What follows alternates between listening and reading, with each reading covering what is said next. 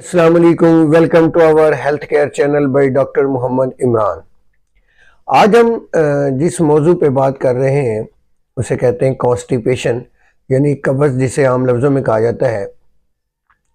Constipation किसे कहते हैं? कॉन्स्टिपेशन जो है वो एक ऐसी कंडीशन है जिसके अंदर जो हमारा बाउल है उसकी मूवमेंट में डिसफंक्शन हो जाता है, यानी वो अब प्रॉपर मूव नहीं कर सकता।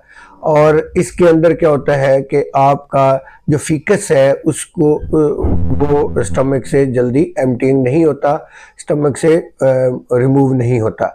जी, जो कॉन्स्टिपेशन की डेफिनेशन है या इसको कंसीडर किया जाता है वो ये है कि अगर एक वीक के अंदर 3 टाइम से कम टाइम में अगर आप वॉशरूम जाते हैं और फीकस करते हैं तो 3 टाइम से, यानी आप 3 टाइम से आपका जो ड्यूरेशन है वो कम है पूरे वीक के अंदर, तो इट मीन्स कि आप कॉन्स्टिपेटेड पेशेंट है। कॉन्स्टिपेशन में जो है वो आपका बहुत ज़्यादा टाइम लगता है वॉशरूम में। इसके अलावा फोर्स अप्लाई करनी पड़ती है। इसके अलावा कॉन्स्टिपेशन की ये भी अलामात में है कि आप जो है आपको पेट जो है वो खाली नहीं नजर आता। इसके अलावा जो बाउल है उसकी जो मूवमेंट है वो बहुत मुश्किल हो जाती है। तो कॉन्स्टिपेशन जो है वो एक डिजीज नहीं है, ये एक कंडीशन है। और इस कंडीशन में आपको वॉशरूम जाने में बहुत टाइम लगता है, फोर्स लगानी पड़ती है, इवन कि ब्लॉटिंग होती है, पेन होता है, किसी को ब्लड भी इसके साथ आने के चांसेस होते हैं।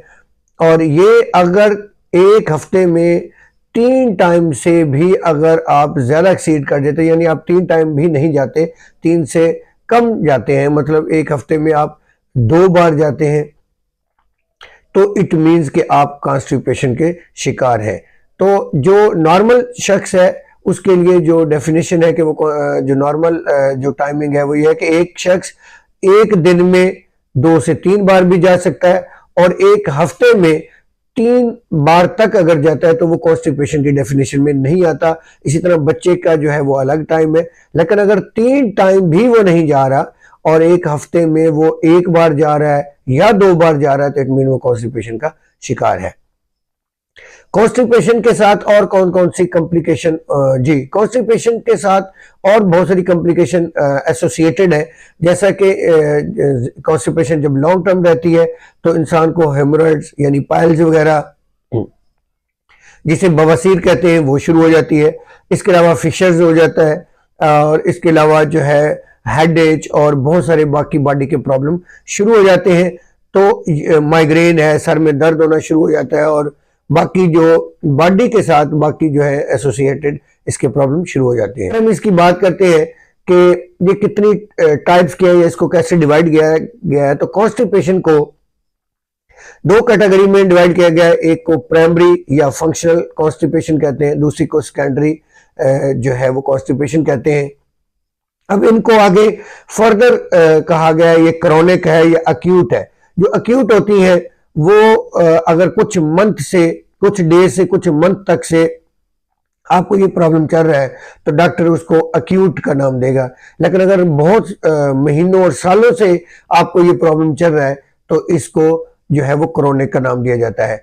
इसी तरह कुछ कॉग्निटल होती हैं, जैसा कि जिनको बाय बर्थ भी कहा जा सकता है। कुछ को अबनॉर्मलिटी, बच्चों में पैदा होते ही अबनॉर्मलिटीज होती है कि उनका जो फीकस है वो बाहर नहीं आ पाता, उनकी मूवमेंट नहीं होती सही तौर पे, और उनके मसल्स में प्रॉब्लम होता है या उनके बॉडी में कोई प्रॉब्लम होता है, तो इस तरह के भी जो है कॉन्स्टिपेशन हो सकती है। हम बात करते हैं प्राइमरी कॉन्स्टिपेशन या फंक्शनल कॉन्स्टिपेशन क्या होती है। तो प्राइमरी कॉन्स्टिपेशन वो वाली कॉन्स्टिपेशन है जिसमें जो आपको हफ्ते में 3 वीक से 3 टाइम से ज्यादा, यानी आपको जो है वो वॉशरूम नहीं जाना पड़ा, यानी आप कम से कम 2 बार गए हैं या यानी इससे ज्यादा टाइम हो गया। और इसके अलावा स्टूल बहुत इसमें हार्ड आता है और ये पेनफुल भी हो सकता है, फोर्स अप्लाई करनी पड़ती है, वॉशरूम में बहुत टाइम लगाना पड़ता है। लेकिन ये जो प्राइमरी की या फंक्शनल है, इसकी वजह कोई बीमारी या मेडिकेशन नहीं होती, ये मेडिकेशन की वजह से नहीं होता। ये जो होता है इसके ऊपर बहुत सारे फैक्टर इफेक्ट कर रहे होते हैं, बहुत सारी चीज़ों का इसके अंदर रोल होता है। जैसा कि आपके ऊपर कुछ तो डाइट का बहुत बड़ा रोल होता है कि आप जो डाइट इस्तेमाल कर रहे हैं वो किस किस्म की है। अगर फाइबर फ्री है या फाइबर बहुत कम है, तो फाइबर कम फूड वाले जो फूड खा रहे होते हैं तो उसकी वजह से भी आपको कॉन्स्टिपेशन हो जाता है। इसके अलावा पानी का कम इस्तेमाल करना भी इस की वजह बनता है। तो जो बहुत कम पानी पीते हैं उनका भी ये प्रॉब्लम हो सकता है। इसके अलावा बच्चे, इसके अंदर बच्चे और अडल्ट यानी चिल्ड्रन और अडल्ट ज्यादा इसका शिकार है, यानी बच्चे और जवान इसमें ज्यादा इसमें आते हैं। इसमें मेल फीमेल की कोई डिफरेंशिएशन नहीं है, मेल भी इसमें आ जाते हैं, फीमेल भी आते हैं। और इसकी वजह क्या है, इसकी बहुत सारी और फैक्टर्स भी हैं, जैसा कि पब्लिक का फोर्स है। कुछ लोग पब्लिक टॉयलेट यूज नहीं करते और विड होल्ड किए रखते हैं, अपने वॉशरूम नहीं जाते। और तो इसके अलावा अगर कोई बच्चा नया है, वो स्कूल आप भेजते हैं, तो नए स्कूल में उसको टॉयलेट की प्रॉपर ट्रेनिंग नहीं है, या स्कूल में डर की वजह से, किसी फेयर की वजह से, या किसी पेन के डर की वजह से, कोई पेन होता है तो वो वॉशरूम नहीं जाता और होल्ड किए रखता है, तो इसकी वजह से जो कॉन्स्टिपेशन होती है। या उसके फूड जो है वो नॉन फाइब्रिक है, उसमें फाइबर नहीं है, तो इस कंडीशन में जो कॉन्स्टिपेशन होता है उसे प्राइमरी या फंक्शनल कॉन्स्टिपेशन कहते हैं। जो दूसरी टाइप है जिसे सेकेंडरी कॉन्स्टिपेशन कहते हैं, जो सेकेंडरी कॉन्स्टिपेशन है वो किसी इलनेस की वजह से हो सकती है, कि आपकी बॉडी में कोई ऑलरेडी प्रॉब्लम्स हैं, कोई बीमारी है, या कोई मेडिसिन आप इस्तेमाल कर रहे हैं तो उनके साइड इफेक्ट्स की वजह से हो सकती हैं। सबसे ज्यादा जो मेडिसिन के साइड इफेक्ट्स कॉन्स्टिपेशन में देखे जा सकते हैं, जो लोग ओपिएड एनाल्जेसिक का इस्तेमाल करते हैं, ओपिएड्स का ज्यादा इस्तेमाल करते हैं, जिसमें मॉर्फिन है या निकोटीन है या कोई ऐसी चीज़ें हैं, उनमें कॉन्स्टिपेशन ज़्यादा हो जाती है। यानी जो सिगरेट का इस्तेमाल करते हैं, शराब ड्रिंक करते हैं, या कोई भी नशे की चीज़ें खाते हैं, उनमें कॉन्स्टिपेशन के चांसेस ज़्यादा होते हैं। उनमें सबसे ज़्यादा कॉन्स्टिपेशन जो है वो पाई जाती है। इसके अलावा जो लोग गुर्दे की दवाइयाँ डायूरेट्स इस्तेमाल कर रहे हैं, उनमें कॉन्स्टिपेशन के चांसेस बहुत ज़्यादा होते हैं। इसके अलावा जो ब्लड प्रेशर की दवाइयाँ, TCA जो मेडिसिन इस्तेमाल कर रहे हैं, या हार्ट की मेडिसिन इस्तेमाल कर रहे हैं, तो उनमें भी कॉन्स्टिपेशन के चांसेस ज़्यादा हो जाते हैं। इसके अलावा जो डायरिया की मेडिसिन खा रहे हैं, एंटासिड वगैरह इस्तेमाल कर रहे हैं, उनमें भी कॉन्स्टिपेशन के चांसेस ज़्यादा होते हैं। इसके अलावा जो लोग कैल्शियम और आयरन के सप्लीमेंट इस्तेमाल कर रहे हैं, उनमें भी कॉन्स्टिपेशन के चांसेस ज़्यादा होते हैं। एंटी कन्वल्सेंट है, जो एपिलेप्सी की ड्रग्स हैं, दिमाग की दवाइयाँ हैं, जो लोग वो इस्तेमाल कर रहे होते हैं, जिसमें डायजेपाम है, लोराजेपाम है, या कोई ऐसी मेडिसिन आप इस्तेमाल कर रहे हैं, तो कॉन्स्टिपेशन के चांसेस उनके ज़्यादा हो जाते हैं। और इसके अलावा ऑन्डेंसेट्रन मेडिसिन हैं, या बाकी जो मेडिसिन है, निफिडिपिन है, कैल्शियम चैनल ब्लॉकर है, उनसे भी आपको कॉन्स्टिपेशन हो सकती है। लेकिन सबसे ज़्यादा जो है वो ओपिएड की वजह से होती है। तो जो लोग ये मेडिसिन इस्तेमाल कर रहे होते हैं, उनको कॉन्स्टिपेशन के चांसेस ज़्यादा हो जाते हैं। तो लिहाजा जब वो मेडिसिन इस्तेमाल कर रहे हैं, तो उनको पता होना चाहिए कि इन मेडिसिन के इस्तेमाल से हमें कॉन्स्टिपेशन हो रहा है। तो जब वो डॉक्टर से कंसल्ट करेंगे, तो डॉक्टर यकीनन उनकी डोज या उसका अल्टरनेटिव साल्ट जो है उसके लिए रिकमेंड करेगा, या उसके साथ साथ कुछ प्रिकॉशंस डॉक्टर बताएगा, जिससे आपकी कॉन्स्टिपेशन से आप बच सकते हैं। कुछ अंडरलाइनिंग कंडीशंस होती हैं, जिस मेडिकल कंडीशंस होती हैं, यानी आप किसी कंप्रोमाइज पेशेंट हैं और आपको कोई प्रॉब्लम्स है, तो उसकी वजह से भी कॉन्स्टिपेशन हो सकता है। जिस तरह फियोक्रोमोसाइटोमा है, फियोक्रोमोसाइटोमा में जो आपका किडनी है, उसके ट्यूमर को कहते हैं, किडनी के अंदर। तो अगर किडनी के मेडोला के अंदर कोई ट्यूमर टाइप है, कोई प्रॉब्लम है, यानी आपके किडनी का जो पार्ट मेडोला पार्ट है, उसमें अगर कोई कैंसर टाइप है, ट्यूमर टाइप है, तो भी आप कॉन्स्टिपेशन के पेशेंट हो सकते हैं। इसके अलावा हाइपर कैल्सीमिया, जी हाइपर कैल्सीमिया का मतलब है कि आपके ब्लड में और कैल्शियम का लेवल ज्यादा है, जो एक सर्टेन अमाउंट आपको रिकमेंड की गई है, जो जितनी लिमिट होती है, अगर उससे ज्यादा कैल्शियम का लेवल है, तो इसका मतलब उससे भी आपको कॉन्स्टिपेशन हो सकता है। इसके अलावा हाइपर थायराइडिज्म है, और हाइपर पैराथायराइडिज्म है, और हाइपोथायराइडिज्म है। इससे भी आपके जो थायराइड हार्मोन्स है, अगर उनकी मिकदार कम या ज्यादा होने से भी आपके जो है वो कॉन्स्टिपेशन के चांसेस हो जाते हैं। इसके अलावा जो पेट्यूटरीज्म है, पेट्यूटरी के जो हार्मोन्स है, उनमें से कोई एक या एक से ज्यादा हार्मोन का कमी बेशी से भी आपको जो है वो कॉन्स्टिपेशन हो सकता है। इसके अलावा जो लोग शुगर के पेशेंट है, डायबिटीज मेलिटस के हैं, शुगर के पेशेंट है, उनको भी कॉन्स्टिपेशन के चांसेस होते हैं। इसके अलावा पोरफायरिया है या किसी का रेनल फेलियर है यानी किडनी का प्रॉब्लम है, और इसके अलावा जिनको न्यूरोलॉजिकल प्रॉब्लम है, पार्किंसनिज्म डिजीज है, उनमें भी कॉन्स्टिपेशन के चांसेस होते हैं। तो जिनको ये बीमारी है, प्रॉब्लम है, उनको भी ये प्रॉब्लम हो सकते हैं। तो लिहाजा कॉन्स्टिपेशन का इलाज के साथ साथ इन जो बीमारियां हैं इनकी भी मेडिसिन साथ साथ लेंगे तो कॉन्स्टिपेशन जो है उससे रिकवर हो सकते हैं, उससे बचा जा सकता है। बात करते हैं कि कॉन्स्टिपेशन का इलाज क्या है, ट्रीटमेंट क्या है। जो इसका इलाज है वो आपने अपनी सबसे पहले अपनी फूड को ऑब्जर्व करना है। अपनी फूड के अंदर फाइबरस फूड ऐड करें। फाइबर फूड जो है जिस तरह इसबगोल है या बाकी जो ब्राउन है या बाकी चीज़ें हैं वो अपने फूड के अंदर इस्तेमाल करें। इसके अलावा ऐसा फूड लें, इसके अलावा ऐसा फूड जिसके अंदर पानी की मिकदार ज़्यादा है उनका इस्तेमाल करें। इसके अलावा वाटर इनटेक बढ़ा दें, पानी ज़्यादा पिए और खाना खाने से पहले पानी का ज़्यादा इस्तेमाल करें। खाली एम्प्टी स्टमक आप पानी का ज़्यादा इस्तेमाल करें। नीम गर्म पानी अगर आप इस्तेमाल करते हैं तो बहुत बेस्ट है।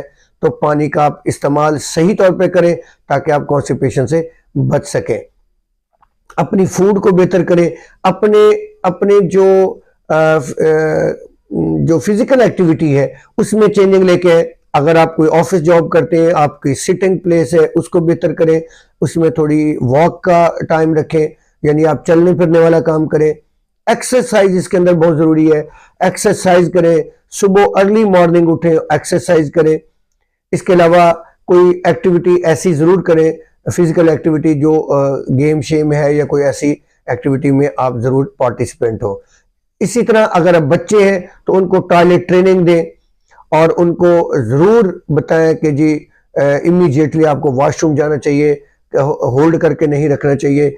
फीमेल है, पब्लिक प्लेस पे वॉशरूम है तो उनको वॉशरूम ज़रूर जाना चाहिए, ना कि उसे होल्ड करके रखे। और उससे क्या होता है, वाटर रीअब्जॉर्ब हो जाता है और वहाँ वो जो है हार्ड स्टूल में बदल जाता है और कॉन्स्टिपेशन हो जाती है। तो लिहाजा ज़्यादा से ज़्यादा जो है वो लोगों की ट्रेनिंग की जाए, जो लोगों को ये प्रॉब्लम है उनको ट्रेनिंग की जाए। इसके अलावा अगर कोई मेडिसिन ऐसी ले रहे हैं जो कॉन्स्टिपेशन की वजह बन रही है तो उनकी डोज को एडजस्ट करवाया जाए, अपने डॉक्टर से कंसल्ट किया जाए ताकि उसकी डोज को एडजस्ट किया जा सके। अब हम इसकी जो मेडिसिन है जो रिकमेंडेड है उनके हम कुछ के नाम आपके सामने ले लेते हैं। तो जो मेडिसिन आती है जिसे फाइबर सप्लीमेंट कहते हैं, जिसका जो सब लोग जानते हैं, इस्तेमाल भी करते हैं, इसबगोल बड़ा मशहूर है, तो उसके इस्तेमाल से आपको काफ़ी हद तक जो है वो कॉन्स्टिपेशन से जो है वो राहत मिलती है।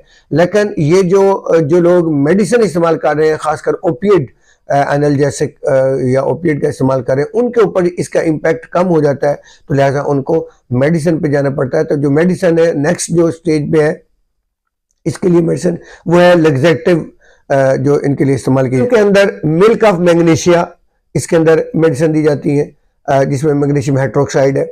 इसके अलावा दूसरे नंबर पे पीईजी पॉलीइथाइलिन ग्लाइकोल और ये इस्तेमाल करवाई जाती है। ग्लाइसरीन बहुत अच्छी है, अगर आप ग्लाइसरीन पीईजी इस्तेमाल करते हैं तो वो बहुत अच्छी है। पीईजी जो है वो लैक्टोलोज इस्तेमाल होता है, लेकिन पीईजी लैक्टोलोज से सुपीरियर है। अगर आप पीईजी इस्तेमाल करते हैं तो वो लैक्टोलोज से बेस्ट है। कुछ मेडिसिन है जिसे प्रोकाइनेटिक कहते हैं। प्रोकाइनेटिक ऐसी मेडिसिन है जो जीआईटी की मूवमेंट को बढ़ाती हैं और उनको मूव करवाती हैं मसल्स को, ताकि जो है जो उनके अंदर फिकस है, जो उनका मटेरियल है, उसको एम्प्टी करने में हेल्प करें, इवैक्यूएशन करवाएं और उसको एम्प्टीइंग करवाएं। तो उसके लिए कुछ मेडिसिन है जो इस्तेमाल होती है, जिस तरह डोमपेरिडोन है, डोमपेरिडोन जिसमें मुटीलियम आम साल्ट है वो इस्तेमाल की जा सकती है। इटोप्राइड है, टोक्रोप्रामाइड है, लिवोसल्प्राइड है, सीसाप्राइड है, यानी ऐसी मेडिसिन जो आप इस्तेमाल कर सकते हैं वो ये प्रोकाइनेटिक्स ड्रग्स हैं। और इसके अलावा कुछ मैकेनिकल्स है मेजर्स में है, जैसे अनीमाज है। अनीमाज में क्या होता है कि उसमें जो है ओलिव ऑयल का सोप होता है, तो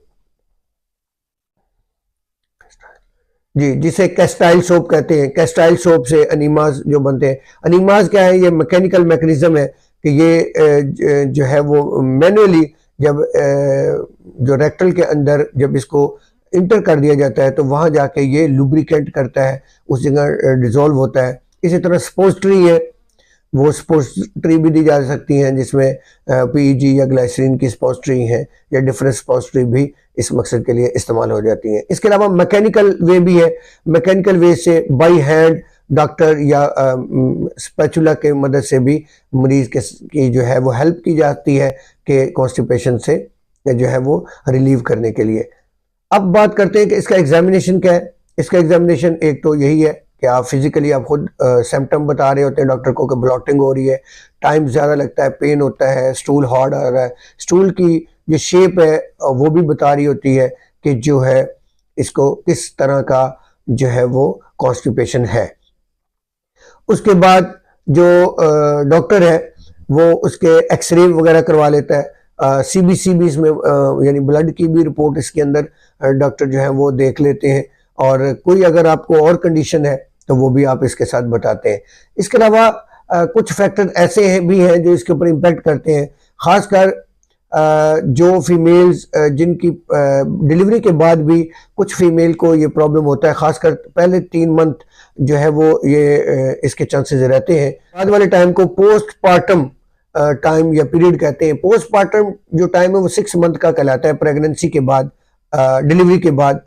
तो पोस्ट पार्टम टाइम में मोस्टली फीमेल को कॉन्स्टिपेशन रहता है। उसकी कई वजूहत हैं कि बाज़ का तो डिलीवरी के दौरान कुछ प्रॉब्लम आ जाते हैं, जिस तरह उसका पेल्विक फ्लोर जो है वो डिस्टर्ब होता है, या उसके जो कुछ जगह ऐसा कट लगा दिया जाता है कि जिसकी वजह से, और वहाँ उसमें बाद में टोंके लगते हैं जिसकी वजह से कॉन्स्टिपेशन के चांसेस हो जाते हैं। और इसके अलावा कुछ बच्चों की जो डिलीवरी टाइम है वो बढ़ने की वजह से, या बच्चा लेंथी बड़ा बच्चा पैदा होने की वजह से भी कॉन्स्टिपेशन के चांसेस होते हैं। प्रेगनेंसी के अंदर भी कॉन्स्टिपेशन के चांसेस होते हैं। तो ऐसी कंडीशन में डॉक्टर जो है मोस्टली आपको लैक्सेटिव देते हैं जिसमें ग्लाइसरीन है या कोई ऐसी कस्टर ऑयल वगैरह टाइप की इस तरह की चीज़ें देते हैं ताकि जो है वो कॉन्स्टिपेशन ना हो और जो है इस प्रॉब्लम से बचा जा सके। एपिसियोटोमी भी एक वो है जिसमें पेल्विक फ्लोर जो है वो डैमेज हो जाता है फीमेल्स का ड्यूरिंग बर्थ के। तो ये सारे वो कॉजेज हैं जो कॉन्स्टिपेशन की वजह बनते हैं। तो इसके अलावा कॉन्स्टिपेशन अगर बहुत ज़्यादा हो, इतनी ज़्यादा हो, तो उसके लिए किसी कंडीशंस में डॉक्टर जो है वो ऑपरेशन भी कर सकते हैं।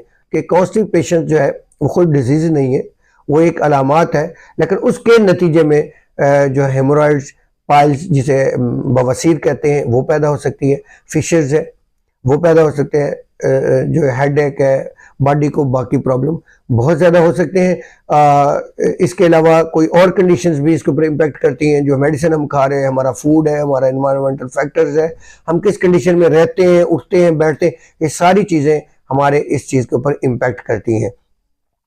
तो लिहाजा हम अपनी हेल्थ को बेहतर करने के लिए अपने एक तो हेल्थ केयर प्रोफेशन से रब्ता करें, अपने डॉक्टर से कंसल्ट करें, और हमेशा किसी भी चीज़ को इग्नोर करते हुए या किसी को शेमफुल लेते हुए आप अपनी कंडीशन को मज़ीद जो है वो ख़राब कर लेते हैं। लिहाजा सबको अगर कोई ऐसी कंडीशंस हो तो डॉक्टर से ज़रूर कंसल्ट करें, और डॉक्टर के मशवरे के मुताबिक, और अपनी पहले तो सबसे पहले जिस तरह हम हमेशा की तरह बताते हैं कि अपने प्रॉब्लम को डिटेक्ट करवाएं। पहले डिटेक्ट हो, आपको पता हो कि ये कौन सी काज है जो मुझे ये प्रॉब्लम कर रही है। जब आपको काज का पता चल जाएगा तो फिर आपको उसकी ट्रीटमेंट करनी बहुत आसान होगी।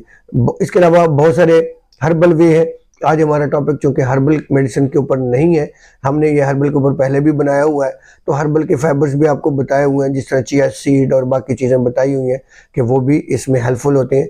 तो वो आज चूँकि हमारा टॉपिक नहीं है, अगर चिया सीड के बारे में किसी ने जानना है तो वो एक वीडियो मेरी मौजूद है, आप उसको देख सकते हैं। तो हमारा मकसद हमेशा की तरह आप तक रहनुमाई करना, आपको प्रॉब्लम की डायग्नोज करने में, आपके प्रॉब्लम के साथ आपको हेल्प करने में, आपके साथ साथ रहना, आपकी सेहत का ख्याल रखना, और आपका भी यही फ़र्ज़ है कि आप अपने साथ साथ अपनी फैमिली का, अपने दोस्तों की सेहत का ख्याल रखें। और ये जो बात है अपने तक भी ज़रूर और बाकी लोगों तक भी शेयर करें, ताकि ये इल्म की बात है, इल्म की बात जितनी फैलेगी उतना उसका ज़्यादा से ज़्यादा अजर मिलेगा, और हमारा मकसद भी यही है कि उसका अजर जो है वो ज़रूर मिलना चाहिए। जी, हमेशा की तरह अल्लाह हाफ़िज़, मोहम्मद इमरान को हमेशा की तरह इजाज़त दें। बहुत शुक्रिया।